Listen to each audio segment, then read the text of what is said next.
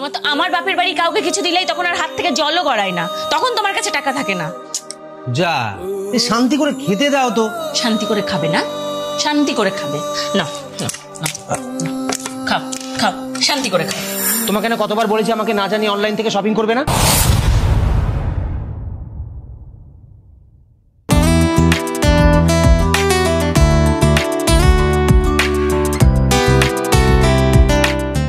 এই শোনো, আজকে কিন্তু সোনার দোকানে যাব। সামনের রবিবারই অন্নপ্রাশন, বেবি আংটিটা আজকেই কিনে রাখতে হবে। সব একবারেই আসে মানে? কিছু বলিনি, আমি বেরোলাম। দাঁড়াও দাঁড়াও, বেরোলাম মানেটা কি? টাকাটা রেখে যাও। এই টাকাকে আমি সবসময় পকেটে নিয়ে ঘুরি নাকি? নাকি আমাকে তোমার এটিএম মেশিন মনে হয় যে চাপ দিলেই পয়সা বেরোবে? এইভাবে কথা বলছো কেন? ঠিকই বলেছি, খারাপটা কি বলেছি?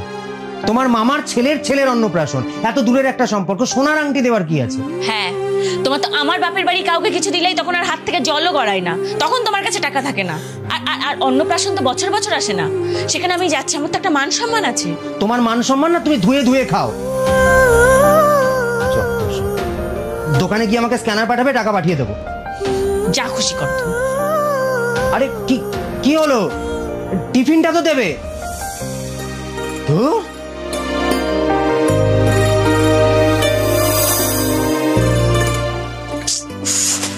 এই শোনো, এখান থেকে কচুরিটা নিয়ে গিয়ে খাও, এরপর তো ঠান্ডা বরফ হয়ে যাবে, খেতেও পারবে না। আর তখন আমাকে বলবে আবার গরম করে দাও। আমি তো আছি বাড়িতে একটা চাকর, তোমার পোষা, সারাদিন কি করে আমাকে খাটানো যায় সেটাই বোঝো। এই তোমাকে না কতবার বলেছি আমাকে না জানি অনলাইন থেকে শপিং করবে না? অনলাইন থেকে এতগুলো টাকার শাড়ি অর্ডার করছো কেন তুমি? এই তো কিছুদিন আগে তোমার মামার অন্নপ্রাশনে, দেখ কি বলছি আমি, তোমার মামার ছেলের ছেলের অন্নপ্রাশনে বেবি আংটি দিলে, এতগুলো টাকা খরচ করলে, এখন এতগুলো টাকার শাড়ি কিনেছো। কি তোমার কি মনে হয় এটা কি বলো তো? আমি কি আম্বানি? ওগুলো না আমি আমার জন্য কিনেছি তোমার দিদির জন্য। সামনে পয়লা বৈশাখ আসছে, দিতে হবে না? নাহলে তো আমাকেই বলবে যে সবসময় নিজেই কেনো। মন থেকে চুন কষলে তো সব আমারই দোষ, আমাকেই উদ্ধার করে ছেড়ে দাও। সেই তুমি আমার দিদির জন্য শাড়ি কিনে আমাকে উদ্ধার করেছো। আমি একটা মানুষ, টাকার গাছ নই যে নাড়া দিলেই পড়বে।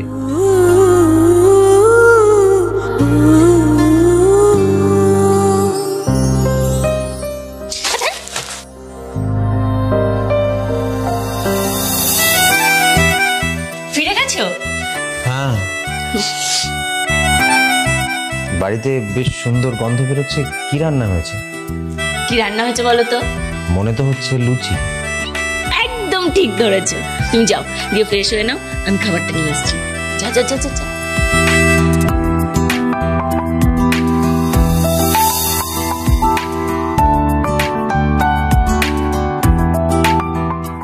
এই নাও গরম গরম লুচি। আহা, তোমার হাতের খাবার মানেই অমৃত। নাও তাড়াতাড়ি খাও। আচ্ছা শোনো, মায়ের থেকে যে 3000 টাকাটা নিয়েছিলাম না, ওটা কালই ফেরত দিতে হবে।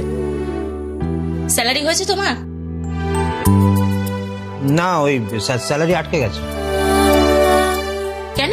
ওই আমি 4 দিন ছুটি নিয়েছিলাম, ওই 4 দিনটা অ্যাডজাস্ট হলেই স্যালারি চলে আসবে। কেন ছুটি নিয়েছিলে?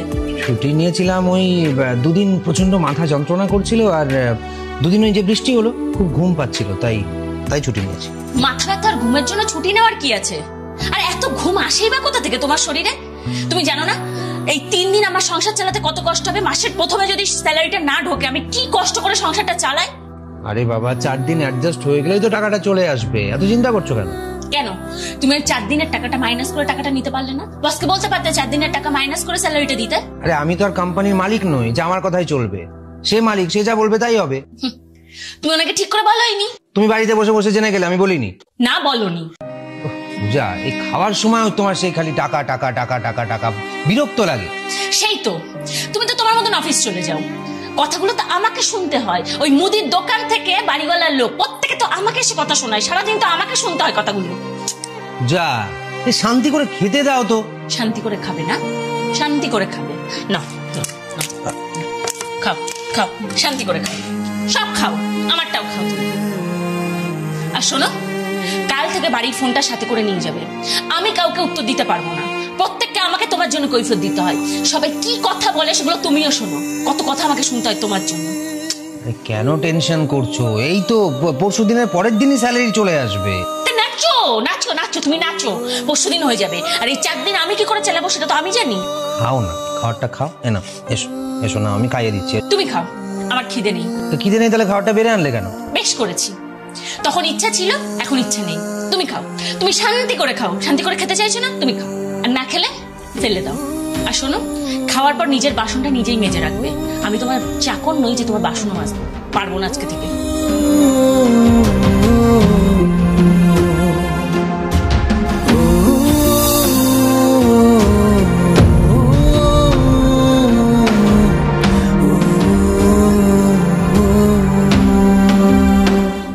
কি ব্যাপার, তুমি যে বললে তোমার স্যালারি হয়নি, মিথ্যে কথা কেন বললে? মিথ্যে তো বলিনি, তোমাকে টেস্ট করছি, দেখলাম তুমি ঠিক কি কি বলো। সেই আমি কি করব বলো? একদিন টাকা দিতে দেরি হলে লোকে তো আমাকে এসে কথা শোনায়, তোমাকে তো শুনতে হয় না। মানে আমি যতক্ষণ টাকা ইনকাম করে আনবো ততক্ষণ আমি ভালো, আর যখন টাকা ইনকাম করতে পারবো না তখন আমি খারাপ। পুরুষ মানুষ কি টাকা তৈরির মেশিন? হ্যাঁ, যে চাপ দিলেই টাকা বেরোবে? পূজা, আমি তোমাকে মাসের শুরুতেই বলেছিলাম যে আমি এই মাসে চাপে রয়েছি, তুমি অন্নপ্রাশনে অতগুলো টাকা খরচ করো না, সোনার আংটিটা কিনো না। কিন্তু তবুও তুমি আমার কথা শুনলে না, তুমি সেই সোনার আংটিটা কিনলে। মাসের শেষে চাপে পড়লে তো, তোমার মায়ের কাছে 3000 টাকা ধার করেছো, এখন সেই টাকাটা তো আমাকেই শোধ করতে হবে। এই এক্সট্রা টাকাটা তো অন্য কেউ দেবে না। টাকাটা অনেক কষ্ট করে ইনকাম করতে হয়, সেটা তুমিও জানো। পাড়া প্রতিবেশী আত্মীয় স্বজন কে কি ভাবলো, কে কি বললো, তাতে কিচ্ছু যায় আসে না। কারণ তারা তোমার সংসারটা চালায় না, চালাই আমি, চালাও তুমি। তাই আমাদের ভালো থাকাটা ইম্পর্টেন্ট। ওজন বুঝে ভোজন করতে হয় পূজা, ওজন বুঝে ভোজন করতে হয় পূজা। কে কি বললো সেই কথায় কান দিলে মাসের শেষে পরিস্থিতি এরকমই দাঁড়াবে। সরি, আমি অ্যাকচুয়ালি মাথাটা গরম হয়ে গেছিল।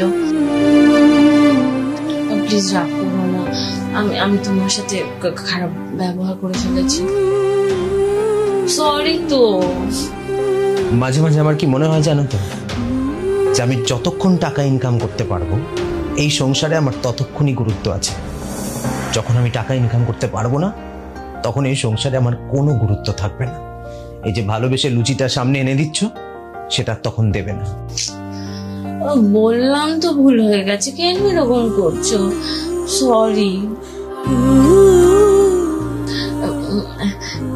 তুমি খেয়েছিলে পুরোটা? আমি খাবো না, আমি যা খাবার ঠিক খেয়ে নিয়েছি।